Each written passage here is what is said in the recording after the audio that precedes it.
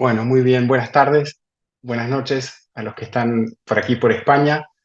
Para mí es un lujo el día de hoy estar presentando este ciclo de charlas con expertos. En este caso hoy nos ocupa la enfermedad celíaca. Vamos a hablar sobre los criterios ESCAN, si es posible y cómo aplicarlos en Latinoamérica, y para eso contamos con la presencia de Enriqueta Román, que se ofreció amablemente a contestar unos escenarios, unos casos clínicos que van a actuar como disparadores y varias preguntas que fuimos juntando en esta semana. Así que bueno, es un placer tenerlos todos aquí presentes. Paso a presentar las diapositivas. La idea es que el webinar dure 45 minutos y nos vamos a ajustar a ese tiempo. Así que bueno, aquí está la presentación. A Enriqueta la conocen. Enriqueta Román es profesora asociada de pediatría en la Universidad Autónoma de Madrid. También es jefa del servicio de pediatría del Hospital Universitario Puerta de Hierro en Majadahonda, Madrid, y trabaja en varias líneas de investigación, principalmente sobre nutrición infantil y específicamente en enfermedad celíaca. Es muy activa en diversas sociedades, tanto en la española, aquí que tenemos el congreso justo dentro de una semana, y en ESCAN y en LASCAN, que es coordinadora del grupo de trabajo de enfermedad celíaca. También estamos con Lorena en el grupo de trabajo de enfermedad celíaca de LASCAN, y también nos acompañan Florencia Verdi y Alejandra Mortarini desde ya en LASCAN. Y tenemos el apoyo de Carlos Timosi como webmaster, que es la piedra angular que hace funcionar todo esto. Así que bueno, les paso a presentar el primer escenario clínico. La idea es ver 4 o 5 escenarios que sean disparadores y que podamos participar todos con las preguntas que ya tenemos y con las nuevas que vayan surgiendo. Enriqueta, te presentamos una niña de 13 años con diagnóstico de enfermedad celíaca desde los 6 años, en ese momento con criterios ESGAN del 2012, recordemos que son sin biopsia, pero estos padres no están muy convencidos del todo con el diagnóstico porque, bueno, ya han pasado 6, 7 años desde el diagnóstico, la ven muy bien y, bueno, cuando salen a pasear prueban algunas comidas sin mirar demasiado los etiquetados. Tuvo la regla hace un año, siempre va creciendo en un percentil 15 de peso y altura. Y bueno, aquí nos preguntamos si se podría hacer alguna provocación, si vale la pena esperar más tiempo, deberíamos haberlo hecho antes o esperar después. Y cuando sea posible, realmente en la práctica clínica, qué cantidad de gluten debería ingerir y cómo se lo presentamos a ella. Así que bueno, aquí dejo de compartir y bueno, de nuevo, gracias, Enriqueta. Bueno, buenas tardes, buenas noches para mí, buenas tardes para todos los del otro lado del océano. De verdad que es un placer estar con todos vosotros, con todos ustedes, con todos vosotros, y para hablar de este tema de casos de enfermedad celíaca, que he de confesar que los hemos ido preparando Pablo, Alex y yo, o sea que no me sorprenden. Voy a compartir la pantalla.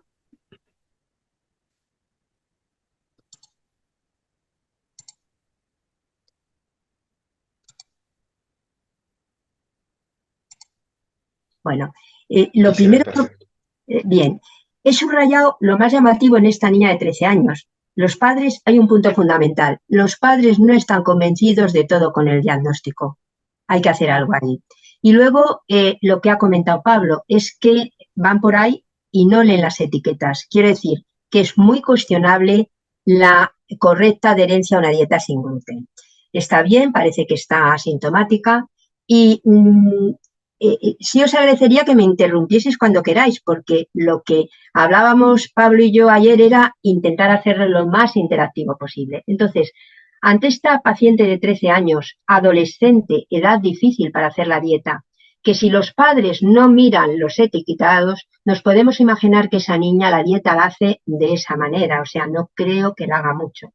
Pero además los padres no se creen del todo la importancia de la dieta sin gluten y por eso es. Entonces, ¿qué nos plantearíamos? ¿Cuándo se podría hacer una provocación y cómo sería posible hacerla? Bueno, me voy a referir a lo que la ESGAN en su documento de posicionamiento del 22 planteó, que es ¿cuándo hay que hacer la provocación? En casos de diagnóstico incierto. El diagnóstico incierto es cuando no se ha hecho correctamente el diagnóstico y ya está sin gluten. Pues porque no tenía la serología adecuada, no se hizo biopsia, pero está ya con una dieta sin gluten. Ahí nos tendremos que plantear la provocación. O en casos como esto, y nos planteamos, y más de una vez nos pasa con adolescentes, que van a pasar de la dieta y que en vez de que la hagan por libre vamos a decir, bueno, pues ya vamos, te acompañamos nosotros, te tutelamos, hacemos una serología previa, porque lo primero que habría que hacer a esta niña era hacerle una serología, porque puede que esté haciendo transgresiones y ya sea positiva. Y lo que dice la ESGAN es, en los que hay un diagnóstico incierto, lo primero, si puedes, tipifica la HLA. ¿Por qué? Porque si es negativo, es muy improbable que sea un celíaco, que coma libremente el gluten. Y si es positivo y es compatible, sí que tienes que hacer una provocación reglada. Ellos plantean una ingestión durante 12 meses al día de unos 10 a 15 gramos de gluten. Esos son unas 3-5 rebanadas de pan. Depende del tamaño de las rebanadas, pero suelen ser entre 3-5 gramos de gluten por rebanada. Para evitar que recaiga pronto y no nos enteremos y que sea perjudicada la paciente o el paciente, habría que hacer una cuantificación de antitransglutaminasa al mes y cada 3 meses durante el primer año o siempre que tenga síntomas sugestivos. Y si llegamos al año y no ha pasado nada, la serología negativa y más síntomas, pues haríamos una dieta normal con gluten y ya la serología anual cada 2 años. ESGAN dice, bueno, es interesante evitar periodos de gran crecimiento porque teóricamente le vamos a exponer a una noxa, que es el gluten, que les puede perjudicar, que puede causar lesión intestinal y mala absorción, y en periodos de gran crecimiento, como son el niño pequeño menor de 5 años o en el pico de crecimiento de la adolescencia, pues lo ideal sería no hacerlo. Pero los adolescentes es mejor ir con ellos que lo hagan sin nosotros, ¿no? Esto es lo que dice la ESGAN, pero quería comentaros también lo que dice el grupo de expertos de NASGAN, publicado el año pasado, en la que dice, bueno, claramente hay una falta de consenso de cómo hacerlo. Yo os he expuesto lo que en el 23, el año pasado, sí que propuso ESGAN como norma para hacerlo. Establece que hay que hacer una serología de base para ver si estamos ante un paciente que está haciendo una dieta correcta o no. Que si los síntomas son muy estresantes o venía de síntomas muy llamativos, pues vamos a hacer una provocación corta para evitar que el paciente lo pase mal y que, desde luego, ellos plantean, acordaros que decía 10-15 gramos al día, ellos plantean menos, plantean durante 12 semanas 3-6 gramos al día de gluten al día, que es prácticamente una rebanada y media de pan al día, fijaros que no es mucho, y controlarlo. Si a las 12 semanas no ha pasado nada, podríamos aumentar la cantidad, ir liberando la cantidad de gluten, teniendo en cuenta siempre la edad, el estadio de desarrollo y las circunstancias sociales. Bueno, pues entonces, en este paciente tenemos claro que cuanto más cantidad de gluten le demos y más larga sea la duración, se puede hacer un diagnóstico más preciso. Entonces, en esta niña, bueno, voy a pasar al escenario 2, en esta paciente que hemos planteado unos padres que no se creen el diagnóstico, hay que demostrarlo. Hay que ver primero la serología de base y si es negativa, plantear la provocación y si es positiva, plantear la provocación también. Y demostrar luego, llegar a una biopsia y demostrar que hay lesión intestinal con la ingesta de gluten. No sé cómo tenéis planteada la provocación vosotros o cómo veis este caso. ¿Puedo dejar de compartir y planteamos algo de discusión, Pablo, te parece? Perfecto, perfecto, Enriqueta. A ver, porque si queréis comentar a alguien. Enriqueta, escuchándote, qué importante, ¿no? En el momento que se hace el diagnóstico, después pasan 6-7 años, tenemos que dejar bien escrito, ¿no? ¿Por qué cumplieron esos criterios? Y que los padres realmente estén convencidos en ese momento, porque si no, después pasan estas cosas también. Claro, es que les decimos que es de por vida, pero además, si estos padres de una niña de 13 años no están convencidos, ¿os podéis imaginar cómo está la niña de 13 años de convencida? Vamos, nada. Con los adolescentes lo planteamos, se lo decimos mucho, dice, bueno, no estaría indicado en este periodo de desarrollo puberal, que es crecimiento importante, hacer la provocación, pero antes de que tú vayas por libre, ya voy yo contigo, ya te tutelo yo, ya te controlo con serologías, ¿no? Que sería lo ideal. Y luego, claro, es que hasta ahora no hemos tenido grandes indicaciones. Cada uno planteaba una forma de hacer la introducción, ¿no? La provocación. Y ahora sí que es, fijaros que no damos mucha cantidad, ¿eh? 2 o 3 rebanadas de pan, que no damos mucho, ¿no? O sea que yo no sé si de todos los que estáis aquí, queréis comentar a alguien qué experiencia tenéis, si tenéis, no, ¿alguien de los presentes tiene un protocolo estricto de provocación? Casi no hacemos provocaciones, ahora cada vez más hacemos porque nos vienen ya sin gluten. No sé si os llega a vosotros, pero nos llega a la consulta pacientes que su pediatra de primaria le ha retirado el gluten y no está diagnosticado. Sí, a mí, por ejemplo, me pasa que tenemos varios pacientes así y que muchos de los pacientes no quieren ingerir demasiadas cantidades de gluten. Esos 10 a 15 gramos realmente es un montón y en general el paciente no lo va a querer consumir. A veces aceptan 2 rodajas de pan, por ejemplo, y con eso lo logramos. E inclusive a veces hemos hecho algún desafío medio ciego de que en realidad la madre, sin que el paciente sepa, de gluten, como por ejemplo cucharadas de salvado de trigo en las comidas para evitar algún síntoma que no esté realmente relacionado con el gluten, porque tienen bastante rechazo a Bueno, comer. qué buen planteamiento, Floren, porque eso, fijaros, estamos hablando de enfermedad celíaca, que presuponemos que les va a hacer daño, pero en la patología sensible al gluten, con ese efecto placebo y nocebo tan importante, el poder hacer un doble ciego sería maravilloso.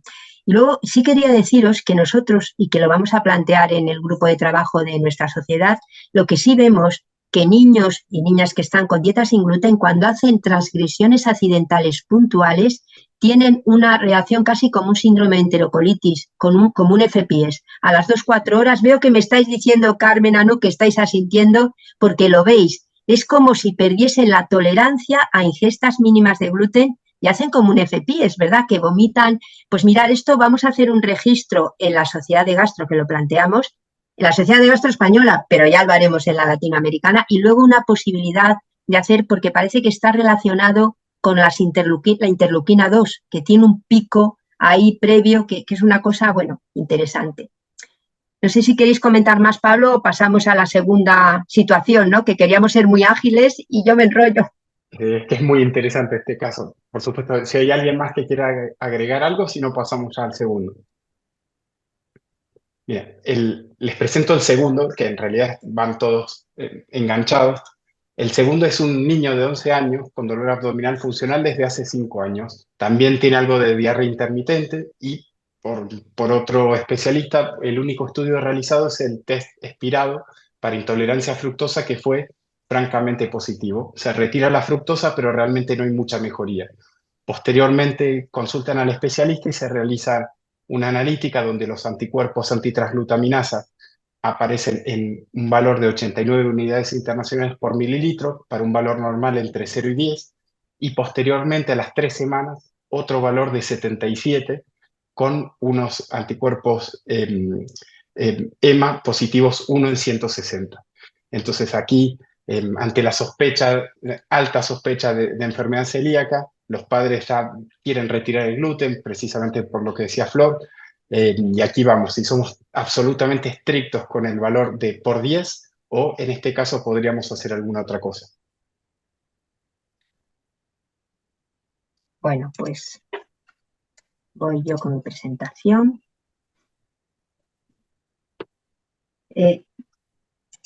Veis mi pantalla, ¿verdad? Perfectamente, sí. Vale. Entonces, vamos a ver, aquí tenemos, yo le comentaba a Pablo cuando me contó este caso, yo lo del estudio de la intolerancia a la fructosa no lo entiendo muy bien porque, en fin, pero bueno, está hecho y ya está. Lleva 5 años con diarrea intermitente, con un dolor abdominal funcional que parece un síndrome de intestino irritable, pero tiene claramente una serología positiva a un título alto, con 2 determinaciones separadas y la segunda un antiendomisio positivo, pero es 89/10, o sea que es 8,9 veces o 7,79 veces por encima del valor límite superior de la normalidad. Yo me gustaría recordaros, aunque sé que lo hemos comentado muchas veces, el por qué es ese 10. Bueno, yo recuerdo porque es que ha sido un cambio en el abordaje de la enfermedad celíaca. En el 2012 el grupo de expertos dice, vamos a ver, la biopsia intestinal es el patrón oro, pero vamos a ver, si son hallazgos que no son específicos de la enfermedad celíaca, que es una lesión parcheada y puede que tenga la mala suerte de no tomar donde está la lesión, que la variabilidad de la preparación de la muestra y del observador puede influir. Entonces dice, bueno, y si tenemos unos anticuerpos específicos que son excelentes, serán lo suficientemente precisos para evitar una biopsia intestinal porque puedan predecir la lesión intestinal. Se basan en este estudio en el que ven en pacientes, en niños sobre todo, ven cuántas veces por encima del límite superior de la normalidad, esto es el límite superior de la normalidad, este es cuántas veces por encima del límite superior de la normalidad, número de pacientes y qué valor predictivo hay para decir que por encima de 5 veces el valor predictivo para un MARS 3 ABC, un MARS 3, o sea, una atrofia, es de 97, para MARS 2 es de 98,8, pero no es del 100%. Pero por encima de 10 veces el valor superior de la normalidad, el valor predictivo positivo es de 98,5 para una atrofia, incluyendo a MARS 2, MARS 2, 3, compatible con lesión intestinal, ya es un valor predictivo del 100%, con lo cual predice la lesión vellositaria límites por encima de 10 veces el valor superior de la normalidad y cambian. Ya no tenemos que hacer biopsia, nos vale con que sintomáticos, todo eso eran estudios sintomáticos, niveles elevados. Segunda muestra, porque con una muestra decidir a un paciente que ya esté sin gluten hay que comprobarlo, primero porque puede haber un error y ser de otro paciente, y luego para asegurarnos de que no ha sido una autoinmunidad transitoria, y confirmando además que es HLA de Q2 o de Q8 positivos. Pero hay que tener en cuenta en cada laboratorio que deben ser informados con valores numéricos, que cada test en cada laboratorio debe ser establecido el punto de corte o límite superior de la normalidad de ese laboratorio con la técnica y la población de ese centro. O sea, es fundamental la experiencia y el validar el método por cada laboratorio. Hay que tener en cuenta que Nasgal, y no ha cambiado de opinión, en el 2016 dijo, vamos a ver, si no están estandarizados los kits, si no es tan prevalente, y en Latinoamérica, en muchos países no es tan prevalente, y estamos hablando de una dieta de por vida, va a haber que hacer biopsia por todos los casos. Esgal en el 2020 da un paso más y dice, bueno, ya tenemos datos de que en pacientes asintomáticos también hay un altísimo valor predictivo positivo de la serología por encima de 10 veces el límite superior de la normalidad. Y bueno, ¿cuándo es aplicable el criterio para evitar biopsia? También en pacientes asintomáticos. Esto importantísimo, de acuerdo con el paciente y la familia, teniendo en cuenta que en diabéticos o en déficit de IgA no se puede hacer sin biopsia. En diabéticos, porque estamos hablando de autoinmunidades a veces muy transitorias y que luego negativizan, y porque no hay datos del valor predictivo de los títulos altos de la serología. Entonces ya se incorporan en el 2020 los asintomáticos y el Colegio Americano de Gastroenterología el año pasado ya contempla en pacientes pediátricos la posibilidad con un título alto obviar la biopsia intestinal. Perdonad. Pero si volvemos a este caso, yo preguntaría, ¿están los padres de acuerdo con la realización de la biopsia intestinal? Porque yo puedo decirle, a ver, yo le puedo contar este rollo del valor predictivo. Claro, nosotros lo que contamos es, mire, antes siempre teníamos que hacer biopsia. Ahora en algunos casos podemos ahorrarlo, pero en el caso de su niño tenemos, además, fijaros que viene de un dolor abdominal funcional de 5 años, o sea que no es un niño que esté muy afectado y que de confirmarse el diagnóstico le vamos a quitar el gluten de por vida. Pero esa frase que dicen del protocolo de acuerdo con el paciente y su familia, el de 11 años poco nos va a decir, pero los padres tienen que estar de acuerdo, ¿no? Entonces, yo en este caso lo plantearía desde luego la realización de la biopsia intestinal. No sé qué haríais vosotros, dejo de compartir y comentamos.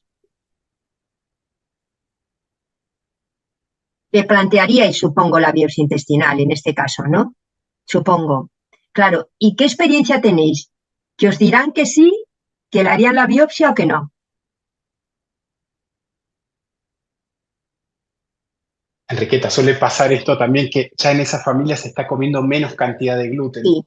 Bueno, También lo vemos eh, cuando pasa cierto tiempo, en estas 2, 3 semanas empiezan a bajar la ingesta y también veíamos que el screening familiar, que ojalá podamos ver el caso clínico ese también, es muy, muy importante hacerlo pronto, ¿no? Porque después sí, dejan de comer gluten y puede ser que esos efectivamente. valores también estén justo en el límite, pero que lamentablemente no lo estamos alcanzando cuando están más altos. Sí, eso es verdad, es lógico, porque no es una familia de celíacos en principio, no hay antecedentes, porque si no No, ya es verdad. no sería posible hacer una biopsia, es imposible porque dan por hecho que es celíaco si ya hay un celíaco, pero es verdad que hay un decalaje de 3 semanas en el que el médico le ha dicho, su pediatra gastroenterólogo le ha dicho que tiene una serología positiva y es verdad que es muy probable que ya tenga una ingesta menor. Lo que pasa es que no se tiene por qué haber normalizado la biopsia intestinal, vamos, la lesión. Pero vamos, que esto lo que se trata es de diagnosticarlo. ¿Qué haríamos? Si ya está sin gluten, a ver, si está sin gluten, teóricamente es un niño de los que hablábamos de la provocación. Es un niño con diagnóstico incierto, porque si llegar al título alto de valor predictivo del 100% de lesión, ya le han quitado el gluten. Ese niño que está bien porque tiene ese dolor abdominal funcional de 5 años, compatible con un intestino irritable, sería susceptible de una provocación, que es lo que tendríamos que... Y de hecho, seguro que lo hacéis muchos de vosotros. Niños que os llegan ya sin gluten, sin tener una justificación, sin una clínica llamativa, porque qué duda clave que un niño afectado no le vamos a reintroducir el gluten, pero que sí planteamos en algunos la provocación. Pero aquí hay que ponerse de acuerdo con los padres y con el chaval, pero sobre todo con los padres. Y bueno, es verdad que tiene 2 títulos altos, que tiene unos antiendomisio que son mucho más específico, positivo, y que si no quieren la biopsia no vas a hacer nada, hay que seguirle y nos vamos, que tampoco estamos haciendo una cosa excepcional, porque vamos a seguirle, vamos a ver la evolución de los síntomas, si tiene relación o no con la retirada del gluten, y vamos a ver la evolución de la serología, ¿no? O sea, que sería eso. Sí, sí, perfecto. Muy ¿Alguna bueno. pregunta más del caso? Aprovechen a Enriqueta, que la verdad que nos está dando unas hermosas clases. Aprovechen a preguntar, podemos preguntar lo que se nos ocurra. La idea de estas charlas son eso, Sí, animarnos a preguntar cosas que por ahí tenemos el especialista, el que tiene mejor manejo, y nos tenemos que animar a preguntar, así que anímense. Yo la verdad que coincido que para mí también hay que biopsiar porque es un diagnóstico para toda la vida, uno se lo dice a la familia, después le dice que no puede consumir nada de gluten, tiene que ser muy estricto, entonces por ahí con eso un poco la gente se lo piensa un poco más. Pero acá en Argentina hubo un episodio con una periodista, no sé si sabes, Enriqueta, que falleció después de una endoscopía. Y entonces ay, sí, algunas veces le decimos de endoscopía y la gente quiere salir corriendo. Entonces también uno, con esto de que es un diagnóstico para toda la vida, que no puede consumir gluten y demás, por ahí uno los convence un poco más. Pero a sí, veces sí, la sí, verdad que sí. la indicación de la endoscopía no es tan sencilla, además de que tiene anestesia general y entra a quirófano y demás. Recuerdo, es que eso fue muy, muy conocido, vamos, nos llegó esa noticia, porque eso además tiene un eco importantísimo. Pero fijaros que en América, o sea, al otro lado del océano, en donde estáis vosotros, en el norte se hace endoscopia, vamos, absolutamente siempre. O sea, no sé, ya lo he Claro, comentado, no se concibe, ya empiezan a hablar que es posible el diagnóstico sin biopsia, pero sí, tiene razón, ¿eh? O sea que no es tan es así. sencillo a veces, Claro, pero bueno, y bueno, a veces no hay disponibilidad. Yo entiendo que todos los que estáis aquí tenéis accesibilidad a una endoscopia y biopsia intestinal, ¿no? Y una cosa, he visto antes, está Dianora con la mano levantada, y iba a hacer referencia a Dianora con respecto a la normalización del informe de las biopsias. Es que he visto a Dianora con una mano amarilla sí, sí, levantada. sí, sí, sí, la vimos, ahí está. Sí, hola, buenas tardes. Hola, Bueno, Dianora. sí, ya estamos trabajando sobre el protocolo para la normatización de la toma de biopsia, tanto de bulbo como de la segunda porción de duodeno. Y estamos ahorita en la fase de revisión bibliográfica y ya pronto nos vamos a sentar a escribir en eso. somos 3 personas del grupo de la enfermedad celíaca que estamos en ello. Yo quería comentar lo siguiente, hay veces que las situaciones con respecto a realización de la biopsia, a ver, muchas veces también tienen que ver con el país, su localización, su idiosincrasia. Y por ejemplo, aquí yo para ese caso específico sí diría que hay que hacerle la biopsia, porque tenemos dudas acerca de que las implicaciones de lo que puede hacer y las implicaciones que esto va a repercutir sobre su calidad de vida durante todo el tiempo. Ahora, nosotros, por ejemplo, acá en Venezuela, muy pocas veces nos salen esos títulos de las antitransglutaminasas. Incluso puede ser que sea lo máximo, más o menos como 5 veces sobre el valor normal. Porque también depende de nuestra forma de comer, si realmente nosotros basamos nuestra dieta en más trigo, nosotros usamos más maíz en el país. Entonces hay muchas cosas que repercuten y la otra es que es importante que hagamos el diagnóstico diferencial en un caso de un niño con un dolor abdominal de larga data con algunas otras patologías, porque estamos en un medio tropical. Entonces sí es importante, aparte de hacer el diagnóstico diferencial, hacer la biopsia intestinal, porque se trata de un diagnóstico importante que tiene repercusiones a lo largo de la vida de cualquier persona a quien se le haga el diagnóstico de enfermedad celíaca. Entonces, en ese caso, si se le va a hacer la biopsia, entonces las recomendaciones serían que tome tanto las biopsias de bulbo como las de la segunda porción del duodeno, y lo otro es que tiene que ser con un patólogo que esté entrenado, porque eso pasa también, por lo menos aquí en el país, si es un patólogo que no está acostumbrado a este tipo de lesiones o patologías, entonces a veces hay que mandar la biopsia. Entonces eso también es importante. Muy bien, Dianora, toda la razón. Además, estás tú liderando eso y recordar además que el informe tiene que ser con el Marx-Oberhuber normalizado, que todos hablemos claro que sí. el mismo idioma. Estoy viendo una pregunta muy interesante que es de Priscila García, creo que es desde Durango. Pregunto si tengo un niño sintomático con anticuerpos negativos pero DQ8 positivo. La pregunta es, ¿hago biopsia? El DQ8 no tiene mucho mérito tenerlo.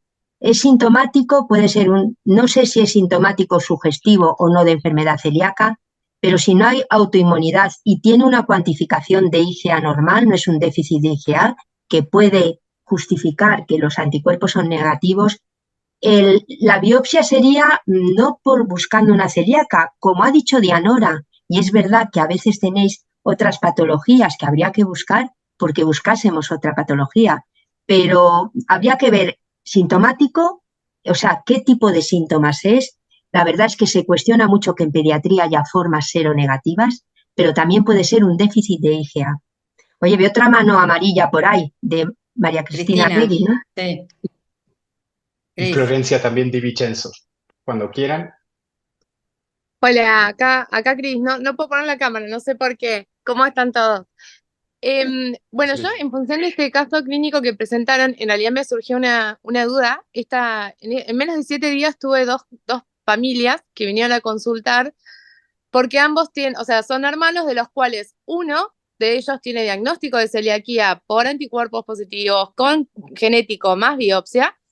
Y la hermana condenada básicamente hace una dieta libre de gluten, pero sin biopsia y con unos anticuerpos, sobre todo la que más me genera problema, que es la que voy a traerles a planteo, con unos anticuerpos que tuvo en un inicio hace 3 años, al límite una TTG que les diga el punto de corte fue de 10, bueno, el punto de corte era de 10 por ELISA, una DPG que duplicaba el valor de corte de referencia, asintomática, en realidad en ese momento la nena le hacen el diagnóstico de celiaquía por el antecedente positivo del hermano confirmado de las 3 formas que les digo, más ella asintomática con anticuerpos al límite, y que en realidad concomitantemente con esa positividad de anticuerpos para celiaquía encuentran una hipertransaminasemia asociada con un FAM positivo y le dicen, y encima está haciendo una hepatitis autoinmune.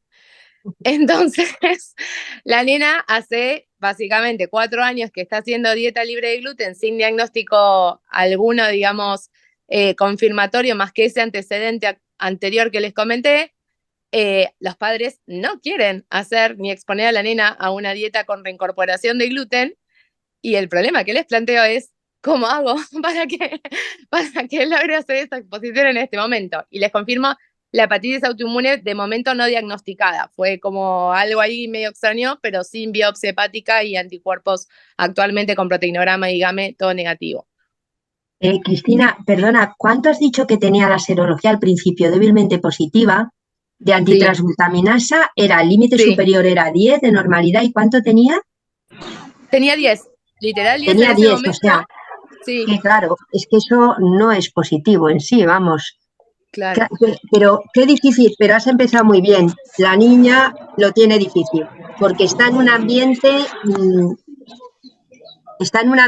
en el que va a tomar muy poco gluten. A ver, claro. No sé quién, alguien debe tener abierto el micrófono, ¿no? Que está un poco...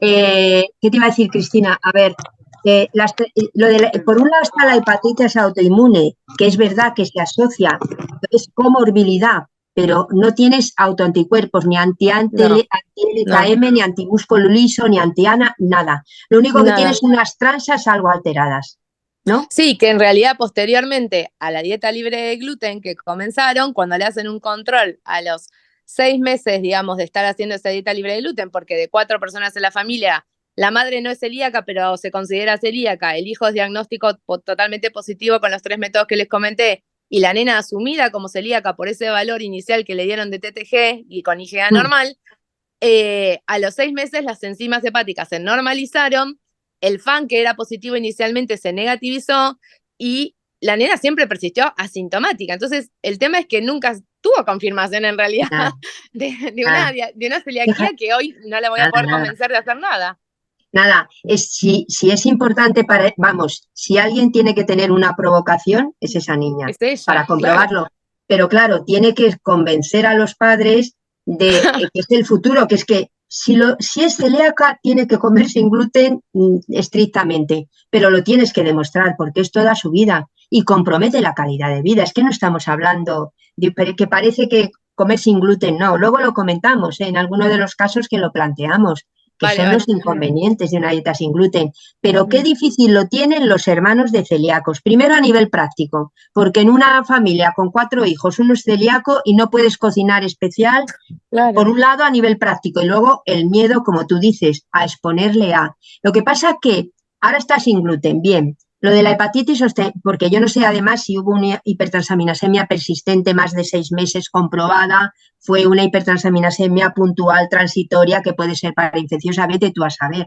Pero esta niña que es susceptible de provocación, para aclararnos, y por ella, por su compromiso vital de su vida. De comer gluten, ¿no? Claro, vale, sí, bueno, muchas gracias, sí. Bueno, no sé si pasamos... Flor de Vicenzo, ¿querés aclararnos algo? Sí, ¿qué tal? ¿Cómo andás, Enriqueta? ¿Qué tal? Bueno, ¿Qué tal? Saludos. De acá de Córdoba, Argentina. Quería yo un caso que no lo mandé pero tengo una paciente con una enfermedad celíaca potencial. O sea, es una de las formas clínicas, o sea, tiene anticuerpos, transglutaminasa IgA positivo, tiene clínica de diarrea y dolor abdominal y tiene una biopsia normal. A esa paciente, ¿cómo la siguen? ¿No le retiras el gluten? Claro. O sea, no es celíaca, no tiene el diagnóstico de celíaca, digamos, de momento, digamos. No, lo planteas perfectamente, es una celíaca potencial. Tiene serología específica, autoinmunidad positiva, pero no tiene lesión compatible, puede ser un +0 o un +1. Todo depende de la importancia de los síntomas. Si son unos síntomas inespecíficos, lo que hacemos es mantenerle, y de acuerdo siempre con los padres, con la familia, es mantener la dieta sin gluten, porque ahora... cada vez tenemos más conocimiento y publicaciones nosotros en este grupo. Ahora que en el grupo español tenemos seguimiento de 60 casos y es que se demuestran, debutan o confirman la celiaquía o la enfermedad celíaca con lesión intestinal menos de una tercera parte. es que un 30% negativizan evolutivamente la serología, con lo cual lo que vale explicándoles a la familia es seguirlas cada 6 meses con serología, a ver que no tiene un pico, que no aparece otra clínica que te obligaría a plantear otra biopsia, y si no, al año, los 2 años, manteniendo, si no ha negativizado, que ya te digo que un tercio acaba negativizando, pero tendrías que replantearle otra biopsia intestinal. Pero O sea, claro, le pongo, o sea, le quito el gluten.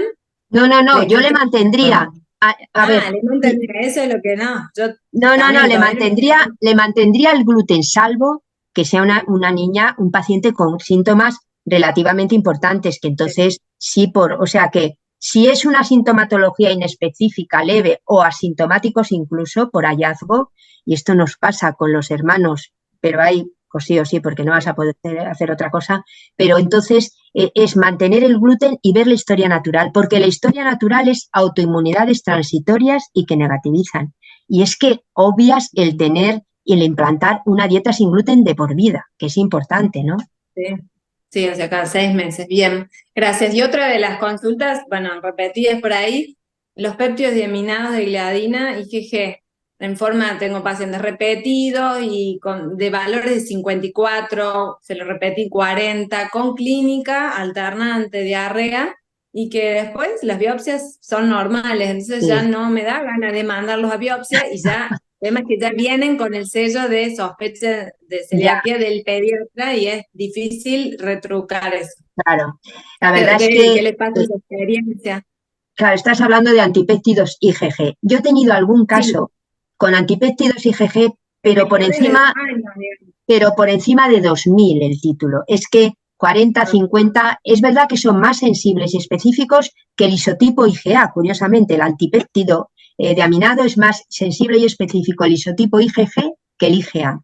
Pero con valores tan bajos, yo creo que lo has hecho perfectamente, es la biopsia, porque además tenía diarrea.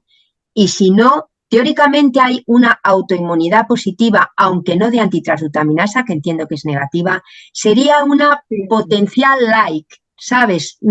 Pero tienes que seguirlo. O sea que, y yo lo que digo siempre, en estos con algo de serología, con algo de autoinmunidad, si la clínica en algún momento es importante, hay que probar, retirar y ver cómo va, igual negativiza, ¿sabes? O sea que ahí la clínica manda mucho, pero claro, cuando es inespecífica una diarrea funcional en un niño pequeño o algo, no vale la pena, hay que seguirles. Aquí hay una pregunta.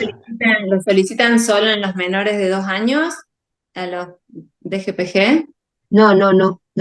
Los antipéptidos, a ver, ya sabéis que los protocolos lo que dicen y lo que recomiendan los protocolos ESGAN dicen, solo con antitransglutaminasa es suficiente, no hace falta más. Antitransglutaminasa isotipo IgA, a no ser que haya un déficit de IgA y entonces tiene que ser isotipo IgG. En principio, los antipéptidos de aminados no aportan nada, o sea, con los antitransglutaminasa tienes suficiente, ¿vale? Pero a veces hay laboratorios que lo hacen. En los menores de 2 años que hay una baja sensibilidad de transglutaminasa, ahí no tienen rol tampoco. No, porque no hay esa baja sensibilidad. Ya los estudios han demostrado que los antitransglutaminasa, es que hubo un momento en que sí parecía que, pero también hay, en los menores hay más autoinmunidades transitorias a veces, ¿sabes? O sea que ahora mismo sería la antitransglutaminasa. Pero los antipéptidos, ya digo que yo he tenido algún caso en que antitransglutaminasa unos niveles muy bajos y luego antipéptidos de aminado un nivel altísimo, ¿eh? Bien, bueno, muchas gracias. En general son con déficit de IgA o IgA baja, ¿no? Enriqueta. Sí. La utilidad ahí del isotipo IgG, sobre todo, es con el déficit de IgA, y es importante, que tarda mucho más en negativizarse, hay que biopsiar siempre, porque no sabemos el valor predictivo, ya lo he comentado con los anticuerpos. Veo a Karina con una mano amarilla. Sí. Hola, yo soy Karina Dinamarca de Chile, de Valdivia, del sur de Chile. Quiero preguntar igual por el tema de celíaca potencial. Tuve un paciente recientemente adolescente que tenía muchos síntomas gastrointestinal. A mí ya me llegó resuelto, pero en el fondo tenía muchos síntomas gastrointestinales, diarrea, distensión abdominal. En los exámenes apareció un poquito de ferropenia, le pidieron anticuerpo y salió 10 veces el valor normal. Nosotros en Chile, en general, yo diría que la mayoría está haciendo biopsia. Rara vez no hacemos. Y se hizo la biopsia con las muestras como corresponde y la biopsia salió normal. O sea, tenía 10 veces el valor normal, tenía la clínica y la biopsia, de hecho la fui a ver con el patólogo, no tenía ni siquiera un linfocito. Estaba absolutamente normal. Y cuando yo recibí a la familia, ellos ya habían iniciado la dieta sin gluten. Sí. El médico que les hizo la biopsia ya les dijo, ahora ya como la biopsia está tomada, y pasó de un anticuerpo de 168 en 3 semanas a 29. Y el Sí, niño sintiéndose espectacular. Le pedí HLA. Nosotros en Chile hace poco están haciendo DQ2, DQ7 y DQ8 y salieron negativos. Entonces, la situación actual es que el niño se siente espectacular, por ende, al final yo sí le mantuve la dieta con gluten, le expliqué que podía ser una celíaca potencial, pero está en plena adolescencia. Entonces, en el fondo, mi duda es, uno debiera en un año, están con la dieta estricta todos, y se siente demasiado bien, tanto desde el punto de vista gastrointestinal como anímico, es claro. en un año de todas maneras retomar el consumo de gluten, esperar que pase este pic puberal. Karina, bonito caso, porque además ya me has dejado planchada con el HLA negativo, ni DQ2 Sí, ni no, DQ8. yo quería que saliera positivo para cerrar este caso. No, ya, o sea, fíjate tú, claro, a ver, es llamativo en 3 semanas la negativización cuando sabemos que hasta el año se mantiene. Yo no sé si eso es una autoinmunidad transitoria que lo ha disparado algo, y el bienestar es porque estamos quitando, cuando quitamos el gluten, quitamos el trigo, estamos quitando FODMAPs, y ahí mejora muchísimo la distensión. Yo creo que lo que pasa que lo tienes que plantear porque está en pleno brote puberal, adolescente, y les hacemos un lío en la cabeza y ya lo tienen bastante liado, pero es un niño o un adolescente para plantear una provocación. Porque vamos, a mí primero, HLA negativo. Hombre, sabemos que un 3, un 5% no son ni DQ2 ni DQ8, pero ya tiene narices. Y luego, que se negativice en 3 semanas, que le baje de tanto, eso habla o de error de laboratorio, que puede ser. Sería LISA, ¿no? ¿Sería técnica de LISA, Karina? Es un laboratorio confiable. Se enviaron a Santiago, que es el laboratorio de la Universidad Católica, que sería uno de los mejores laboratorios que tenemos. Sí, no, que no lo cuestiono, pero bueno, que siempre el error humano de cambio de muestra o algo es que, o lo más probable, una autoinmunidad transitoria que no depende de la retirada del gluten, es que en 3 semanas, pero si sabéis que al año todavía siguen positivos el 20-40% de las serologías con una dieta estrictamente sin gluten, ¿sabéis? Con lo cual es difícil, pero fíjate, esta enlaza con el primer caso. Ante diagnóstico incierto, y este es dudosísimo, y ya con el HLA negativo más, hay que provocar. Hay que plantear una provocación de acuerdo con el adolescente que ya será un adulto joven, o se quiere quedar de por vida sin gluten, pero vamos, más caro, socialmente comprometido y que afecta la calidad de vida, la dieta sin gluten. Mi duda, ¿sería planteable hacerlo en 6 meses o un año? Es un niño que tiene 12 años actualmente. Claro, que está justo previo al estirón puberal, ¿no? Pues depende de lo que ellos quieran, Karina, porque le tendrás que explicar el riesgo, pero como tú le vas a hacer, si esa sensibilidad de autoanticuerpos es real y es tan rápido, ahora serán negativos porque está sin gluten. Con lo cual, claro, en cuanto le reintroduzcas, si fuese eso, enseguida serían positivos. Con esa sensibilidad para subir y bajar, ¿sabes? Pero tiene que ser de acuerdo con ellos. No es la edad ideal, sobre todo porque les cuesta adaptarse a una dieta sin gluten y de repente le cambias y ahora lo vuelven a tomar, ¿no? Pero eso es hablar con las familias y explicarle de qué la situación cuál es. Y lo improbable que es que sea un celíaco. He dicho en la provocación, lo que hice es Ganés. Si puedes hacerle un HLA, hazle un HLA. Y si no es de Q2, de Q8, métele ya la dieta libre sin problema, porque es que no parece que corra riesgo de una recaída muy sintomática, porque lo más probable es que no sea un celíaco. Oye, Karina, ya nos contarás, porque la verdad es que planteáis unos casos que lo que me gustaría es saber cómo siguen, ¿eh? Enriqueta, si te parece, pasamos al escenario 4. Vale. El tercero era muy cortito. Perdón, sé que hay algunas preguntas dando vuelta, pero ya nos queda muy poco tiempo. El escenario 4 rápidamente es un niño de 11 años con un progreso de peso aceptable, con dolor abdominal, de posiciones desligadas y con mucho antecedente familiar de autoinmunidad, un abuelo con miastenia gravis, tíos con vitiligo y la madre con tiroiditis de Hashimoto. En el dosaje de anticuerpos con una IgA total normal, presenta una antitransglutaminasa IgA de 124 por quimioluminiscencia, una antigliadina que es negativo, la IgA, pero la IgG en 30, tiene los EMA positivos 1 en 20 y un HLA de Q2. No tiene muchas ganas de realizar la biopsia y bueno, no está la opción de hacer ELISA en el lugar de origen. ¿Qué te parece, Enriqueta? Bueno, me encanta porque tocamos el tema de la quimioluminiscencia, de la cual voy a aprender de vosotros, porque tenéis mucho más experiencia que nosotros aquí. A ver, veis la pantalla, ¿verdad? Esta la vamos a pasar. Sí. Es la que no hemos comentado, si hubiese tiempo la comentaría. Ah, pero mira, permíteme, Pablo, que haga un inciso, ¿eh?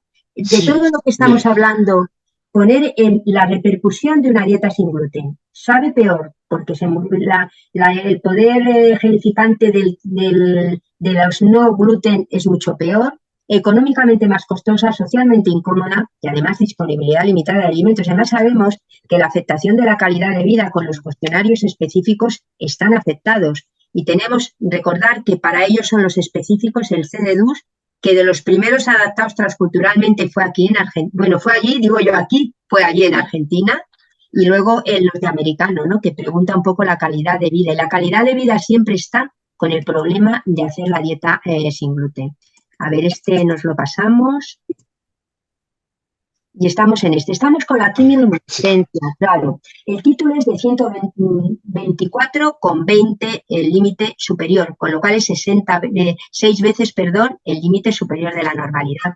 Pero fijaros que el tema con la quimioluminiscencia frente al ELISA es que el valor predictivo, esto es en niños y esto es en adultos, es mucho más alto. O sea, el límite de antitransglutaminasa, el punto de corte, para un valor predictivo del 99 del 100% de una lesión compatible con enfermedad celíaca, en adultos es 17 veces el límite superior de la normalidad y en niños es 28 veces el límite superior de la normalidad.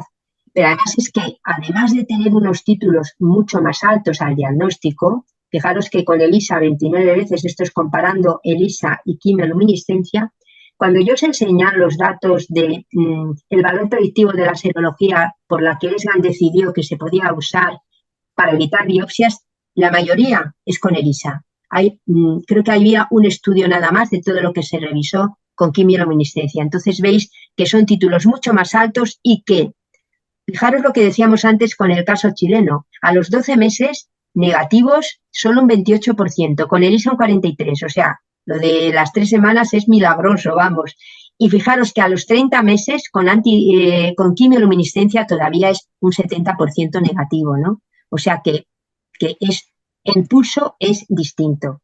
Entonces, yo con esto, ¿qué hacemos? Si no quieren realizar de biopsia, no lo vais a conseguir, pero tenemos solo una determinación. A mí se me ocurre, vale, no tenéis ELISA, pero hay que hacerle por lo menos otra determinación, ¿no? Que sería lo básico, sabiendo el valor de la quimioluminiscencia y todo esto hablando con las familias. O sea que nosotros cuando planteamos una biopsia intestinal no es gratuito, baladío porque nos apetezca, sino porque estaría justificado y como siempre por una dieta sin gluten de por vida, ¿no? Entonces yo no sé, supongo que lo plantearíais así vosotros también, ¿no? Lo primero es repetirle, porque es que tenemos solo una muestra, positiva.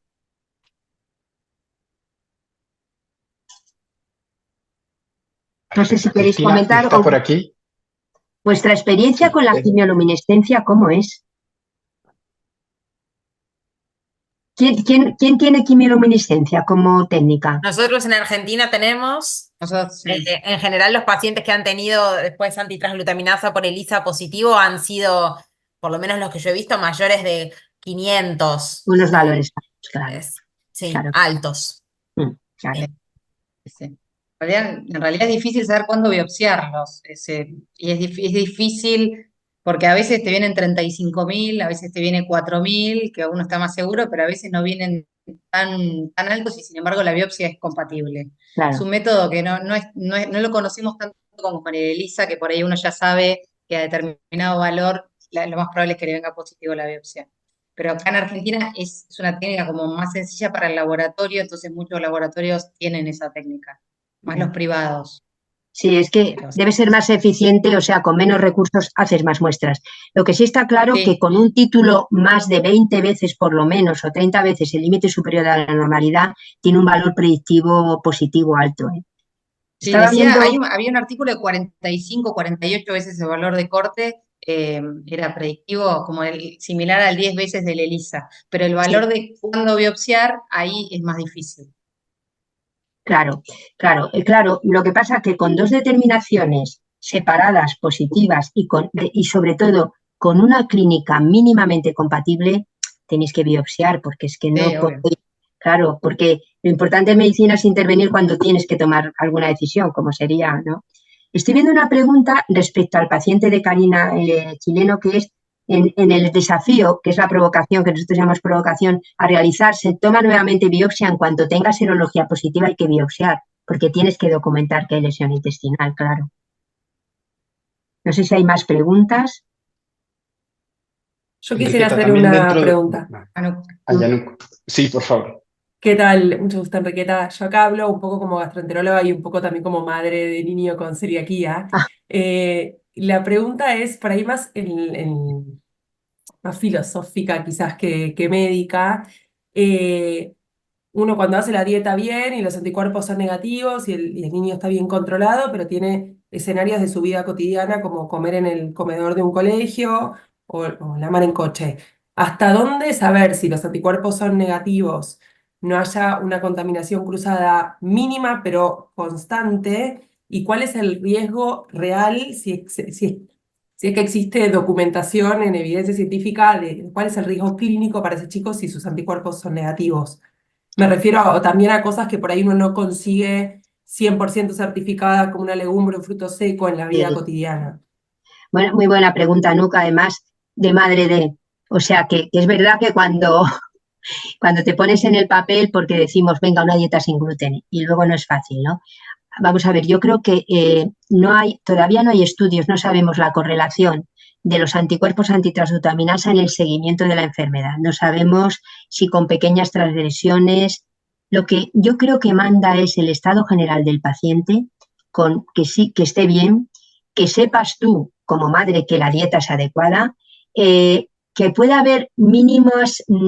Sabemos que los 20 gramos por kilo, esa cifra de 20 partes por millón, que a mí no me gusta nada porque hablamos de concentración, pero que una mínima traza cantidad, no estamos hablando de una alergia IgE mediada que ante una mínima cantidad va a reaccionar, y seguro que una mínima cantidad no le va a perjudicar. Y contaminación cruzada mínima. Lo que pasa es que estamos obligados a cero, a como tolerancia cero, pero sabemos.